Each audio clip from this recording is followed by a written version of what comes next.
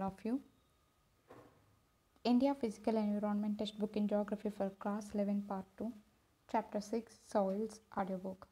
Have you ever thought about the most important factor which supports trees, grasses, crops and numerous life forms over the Earth's surface? Can one grow a blade of grass without soil? While some plants and organisms which are aquatic in nature can sustain in water, do they not derive nutrients from soils through water? You will realize that soil is the most important layer of the earth's crust. It is a valuable resource. The bulk of our food and much of our clothing is derived from land based crops that grow in the soil. The soil on which we depend so much for our day to day needs has evolved over thousands of years. The various agents of weathering and gradation have acted upon the parent rock material to produce a thin layer of soil. Soil is the mixture of rock, debris, and organic materials which develops on the Earth's surface. The major factors affecting the formation of soil are relief, parent material, climate, vegetation, and other life forms, and time. Besides this, human activities also influence it to a large extent. Components of the soils are minerals particles, humus, water, and air. The actual amount of each of these depend upon the type of soil. Some soils are deficient in one or more of these, while there are some others that have varied combinations. Have you ever dug a pit in the field of your school to plant a tree while celebrating one Mahotsava? Was the pit of uniform layer of soil, or did you notice different colors from the top to the bottom of the pit? If we dig a pit on land and look at the soil, we find that it consists of three layers which are called horizons. Horizon A is the topmost zone where organic materials have got incorporated with the mineral matter, nutrients and water which are necessary for the growth of plants. Horizon B is a transition zone between the horizon A and the horizon C and contains matter derived from below as well as from above. It has some organic matter in it, although the mineral matter is noticeably withered. Horizon C is composed of the loose parent material. This layer is the first stage in the soil formation process and eventually forms the above two layers. This arrangement of layers is known as the soil profile. Underneath these three zone horizons is the rock, which is also known as the parent rock or the bedrock. Soil, which is a complex and varied entity, has always drawn the attention of the scientists. In order to understand its importance, it is essential to attempt a scientific study of the soil. Classification of the soil is an effort to achieve this objective. Classification of soils. India has varied relief features, landforms, climatic realms, and vegetation types. These have contributed in the development of various types of soils in India. In ancient times, soils used to be classified into two main groups, Urvara and Usara, which were fertile and sterile, respectively. In the 16th century AD, soils were classified on the basis of their inherent characteristics and external features such as texture, color, slope of the land, and moisture content in the soil. Based on texture, main soil types were identified as sandy, clayed,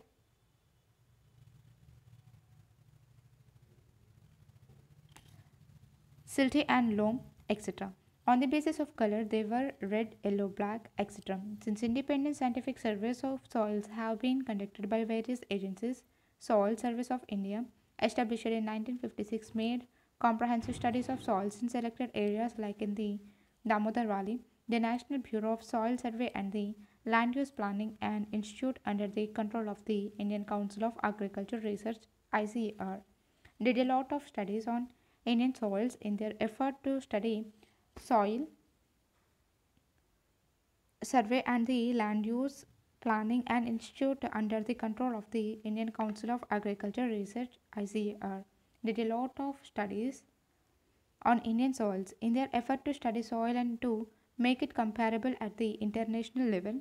The ICAR has classified the Indian soils on the basis of their nature and character as per the United States Department of Agriculture USDA soil taxonomy. ICAR has classified the soils of India into the following order as per the USDA soil taxonomy. Order area 1000 hectares percentage. Inceptisols 130372.90 39.74. Antisols 92,131.71 28.08. Alphisols 4,44,486.8. Sorry, 44,448.68. Percentage 13.55. Vertisols 27,916 8.52. Eridisols 14,069 4.28. Altisols 8,250 2.51. Mollisols 1320 0.40. Others 9,503.10 2.92%. Total 100. Source Soils of India, National Bureau of Soil Survey and Land Use Planning, publication number 94. On the basis of genesis, color, composition, and location, the soils of India have been classified into alluvial soils, black soils, red and yellow soils, laterite soils, arid soils, saline soils, peaty soils, forest soils. Alluvial soils. Soils are widespread in the northern plains and the river valleys. These soils cover about 40% of the total area of the country. They are depositional soils transported and deposited by rivers and streams. Through a narrow corridor in Rajasthan, they extend into the plain of Gujarat. In the peninsular region, they are found in deltas of the east coast and in the river valleys. Take a look at figure 6.1, alluvial soil. The soils vary in nature from sandy loam to clay.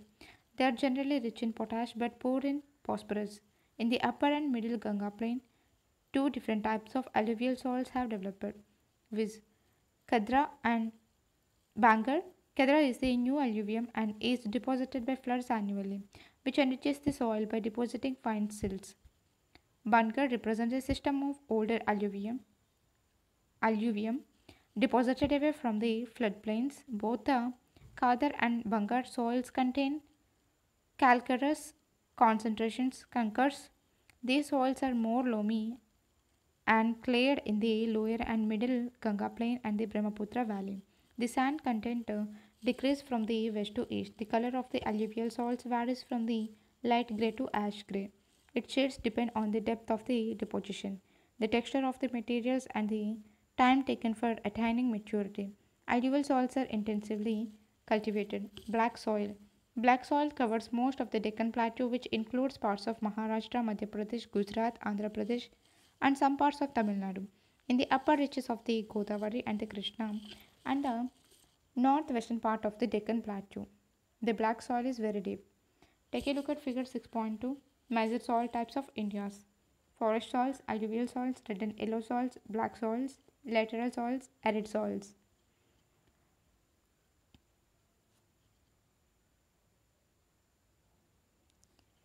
These soils are also known as the regur soil or the black cotton soil. The black soils are generally clear, deep, and impermeable. They swell and become sticky when wet and shrink when dried. So during the dry season, these soil develop wide cracks. Thus there occurs a kind of self-plugging because of this character of slow absorption and loss of moisture. The black soil retains the moisture for a very long time, which helps the crops, especially the rain-fed ones, to sustain even during the dry seasons. Take a look at figure 6.3, black soil during dry season. Chemically, the black soils are rich in lime, iron, magnesium, and alumina. They also contain potash, but they lack in phosphorus, nitrogen, and organic matter. The color of the soil ranges from deep black to grey. Red and yellow soil. Red soil develops on crystalline igneous rocks in areas of low rainfall in the eastern and southern part of the Deccan Plateau. Along the Piedmont zone of the Western Ghat, long stretch of area is occupied by red loamy soil. Yellow and red soils are also found in parts of Odisha and Chhattisgarh and in the southern part of the middle Ganga plain. The soil develops a reddish color due to a wide diffusion of iron in crystalline and metamorphic rocks. It looks yellow when it occurs in hydrated form. The fine grained red and yellow soils are normally fertile. whereas coarse-grained soils found in dry upland areas are poor in fertility. They are generally poor in nitrogen, phosphorus, and humus. Laterite soil. Laterite has been derived from the Latin word later, which means brick. The laterite soils develop in areas with high temperature and high rainfall. These are the result of intense leaching due to tropical rains. With rain, lime and silica are leached away, and soils rich in iron oxide and aluminium compound are left behind. Humus content of the soil is removed fast by bacteria that thrives well in high temperature. These soils are poor in organic matter, nitrogen, phosphate, and calcium, while iron oxide and potash are in excess. Hence, latericides are not suitable for cultivation. However, application of manures and fertilizers are required for making the soil fertile for cultivation. Red laterite soils in Tamil Nadu, Andhra Pradesh, and Kerala are more suitable for tree crops like cashew nut. Laterite soils are widely cut as bricks for use in house construction. These soils have mainly developed in the higher areas of the peninsular plateau. The laterite soils are commonly found in Karnataka, Kerala, Tamil Nadu, Madhya Pradesh, and the hilly areas of Odisha and Assam. Arid soils. Take a look at figure 6.4. Arid soil. Arid soil ranges from red to brown in color. They are generally sandy in structure and saline in nature. In some areas, the salt content is so high that common salt is obtained by evaporating the saline water. Due to the dry climate, high temperature, and accelerated evaporation, they lack moisture and humus. Nitrogen is insufficient and the phosphate contents is normal.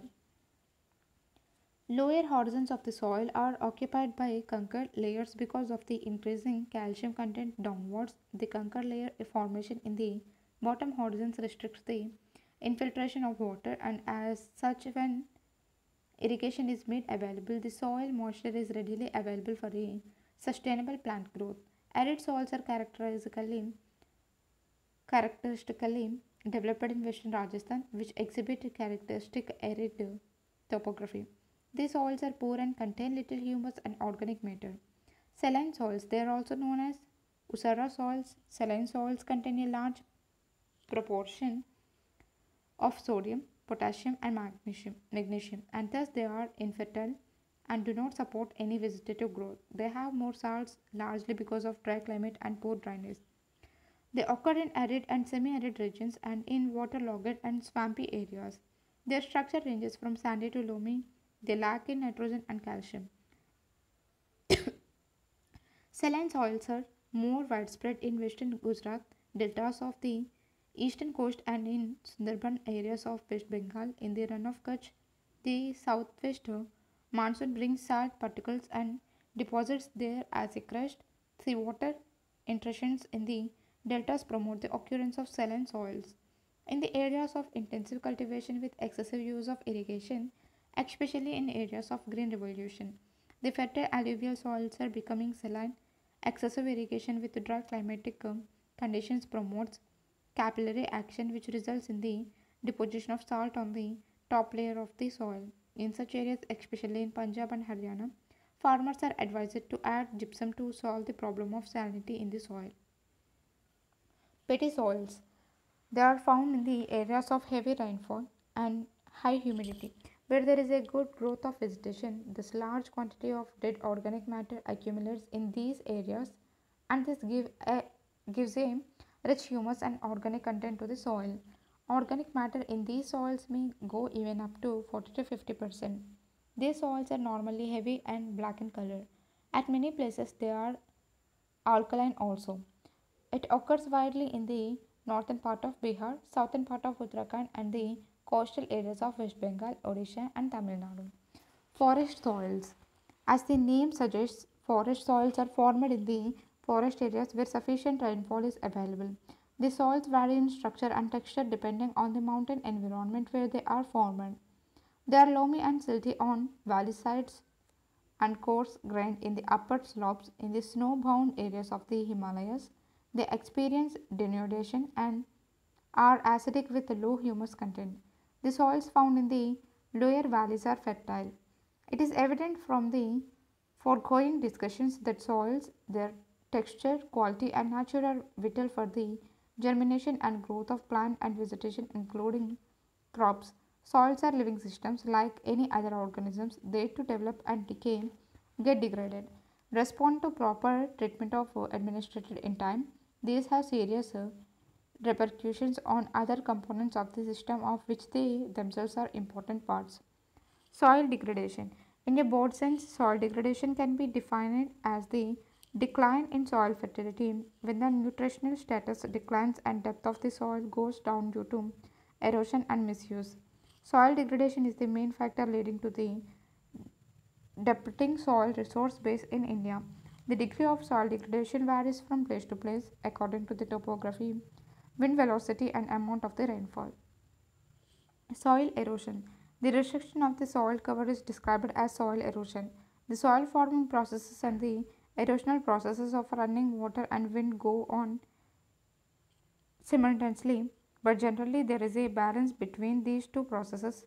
The rate of removal of fine particles from the surface is the same as the rate of addition of particles to the soil layer. Sometimes such a balance is disturbed by natural or human factors, leading to a greater rate of removal of soil. Human activities too are responsible for soil erosion to a great extent. As the human population increases, the demand on the land also increases. Forest and other natural vegetation is removed for human settlement, for cultivation, for grazing animals, and for various other needs. Wind and water are powerful agents of soil erosion because of their ability to remove soil and transport it. Wind erosion is significant in arid and semi-arid regions. In regions with heavy rainfall and steep slopes, erosion by running water is more significant. Water erosion, which is more serious and occurs extensively in different parts of India, takes place mainly in the form of sheet and gully erosion. Sheet erosion takes place on level lands after a heavy shower and the soil removal is not easily noticeable. But it is harmful since it removes the finer and more fertile topsoil. Gully erosion is common in steep slopes. Gullies deepen with rainfall, cut the agricultural lands into small fragments and make them unfit for cultivation. A region with a large number of deep gullies or ravines is called a badland topography. Ranches are widespread in the Chambal basin. Besides this, they are also found in Tamil Nadu and West Bengal. The country is losing about 8,000 hectares of land to ravines every year. What types are prone to gully erosion? Take a look at figure 6.5, soil erosion. Soil erosion is a serious problem for Indian agriculture and its negative effects are seen in other sphere also. Eroded materials are carried down to rivers and they lower down their carrying capacity and cause frequent floods and damage to agriculture lands. Deforestation is one of the major causes of soil erosion. Plants keep soil bounds in locks of roads and thus prevent erosion. They also add humus to the soil by shedding leaves and twigs. Forests have been denuded particularly in most of India, but their effect on soil erosion are more in hilly parts of the country. A very large area of arable land in the irrigated zones of India is becoming saline because of over irrigation. The salt lodged in the lower profile of the soil comes up to the surface and destroys its fertility. Chemical fertilizers in the absence of organic manures are also harmful to the soil. Unless the soil gets enough humus, chemicals harden it and reduce its fertility in the long run. This problem is common in all the command areas of the river valley projects, which were the first beneficiaries of the Green Revolution. According to estimates, about half of the total land of India is under some degree of degradation. Every year, India loses millions of tons of soil and its nutrients to the agents of its degradation, which adversely affects our national productivity. So, it is imperative to initiate immediate steps to reclaim and conserve soils. Soil conservation. If soil erosion and exhaustion are caused by humans, by corollary, they can also be prevented by humans.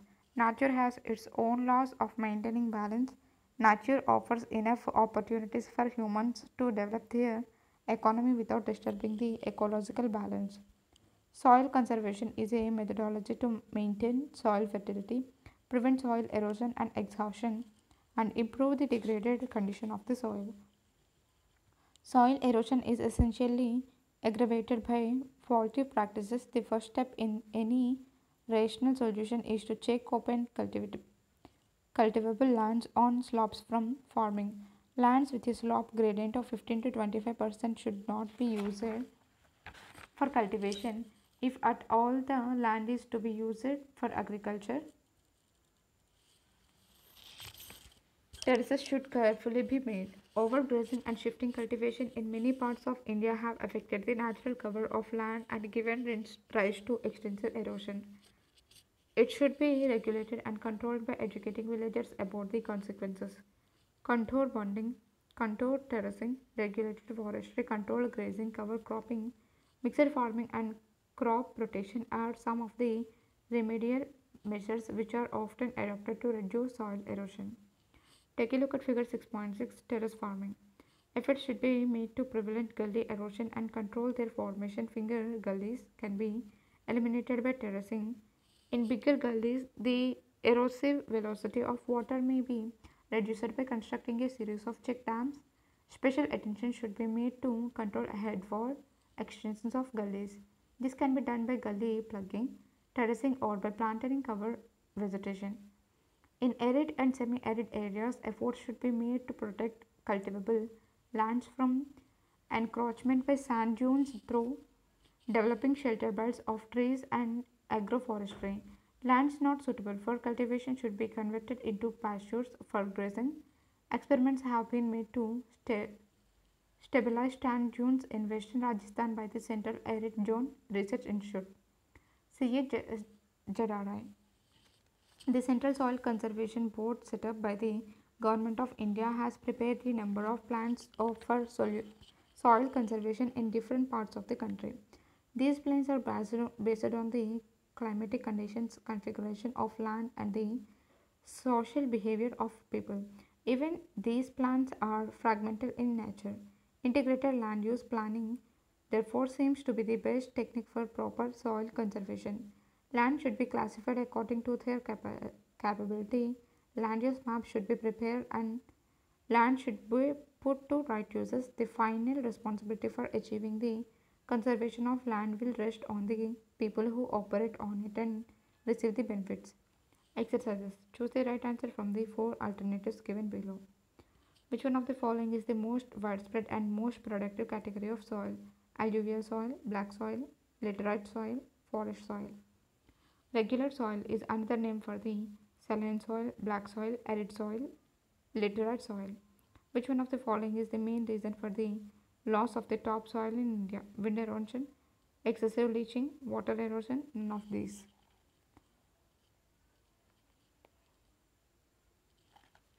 Arable land in the irrigated zones of India is turning saline due to which of the following reasons? Addition of gypsum, over irrigation, overgrazing, use of fertilizers. Answer the following questions in about 30 words. What is soil? What are the main factors responsible for the formation of soil? Mention the three horizons of a soil profile. What is soil degradation? What is the difference between Qadar and Bangar? Answer the following questions in not more than 125 words. What are black soils? Describe their formation and characteristics. What is soil conservation? Suggest some measure to conserve soil. How do you know that a particular type of soil is fertile or not? Differentiate between naturally determined fertility and culturally induced fertility. Project activity. Collect various samples of soils and prepare a report on the types of soils found in your region. On an outline map of India, mark the areas covered by the following soil categories: red soil, laterite soil, alluvial soil. Thank you.